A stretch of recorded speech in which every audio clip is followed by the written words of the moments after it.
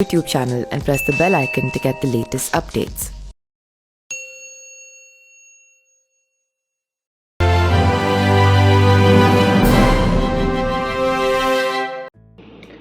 नमस्कार, मेरा नाम पिंटू सिंह यादव है और आप देखना शुरू कर चुके हैं न्यूज लाइव। दोस्तों, जिस तरीके से कल 195 सीटों पर भारतीय जनता पार्टी ने अपने उम्मीदवार को उतारा, इस कड़ी में आरएलडी और भारतीय जनता पार्टी को लेकर एक बड़ी खबर आ गई है। जी हां, बात करें तो राष्ट्रीय लोकदल यानी कि आरएलडी आधिकारिक तौर पर बीजेपी के नेशनल डेमोक्रेटिक अलायंस यानी कि एनडीए में शामिल हो गई है। जयंत चौधरी ने खुद इसका ऐलान किया है। आरएलडी चीफ जयंत चौधरी ने शनिवार को बीजेपी अध्यक्ष जेपी नड्डा और गृह मंत्री अमित शाह से मुलाकात की और इस मीटिंग के बाद उन्होंने आधिकारिक तौर पर एनडीए गठबंधन का हिस्सा होने की जानकारी दिया है।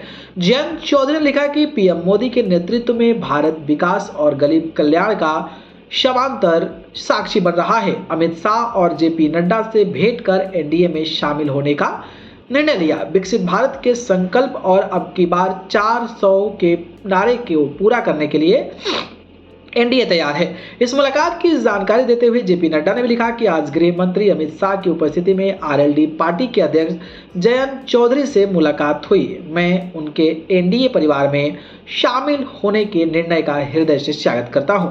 उत्तर प्रदेश में बीजेपी जयंत चौधरी के नेतृत्व वाली राष्ट्रीय लोकदल यानी कि आरएलडी और अनुप्रिया पटेल के नेतृत्व वाली अपला दल सोनेवाल को 2-2, ओम प्रकाश राजभर के नेतृत्व वाली सुहलदेव भारतीय समाज पार्टी और डॉक्टर निषाद के नेतृत्व वाली निषाद पार्टी को 1 सीटें जो है वो दे सकती है। जेपी नड्डा ने आगे लिखा कि नरेंद्र मोदी के नेतृत्व में विकसित भारत की यात्रा और उत्तर प्रदेश के विकास में आप महत्वपूर्ण योगदान करेंगे। अब की बार एनडीए 400 पार। इसी साल फरवरी में मोदी सरकार ने आरएलडी चीफ जयंत चौधरी के दादा और पूर्व प्रधानमंत्री चौधरी चरण सिंह को भारत रत्न देने का ऐलान किया था। सरकार के इस ऐलान के बाद जयंत काफी भावुक दिखे थे। उन्होंने पीएम मोदी के दिल के शुक्रिया अदा किया था।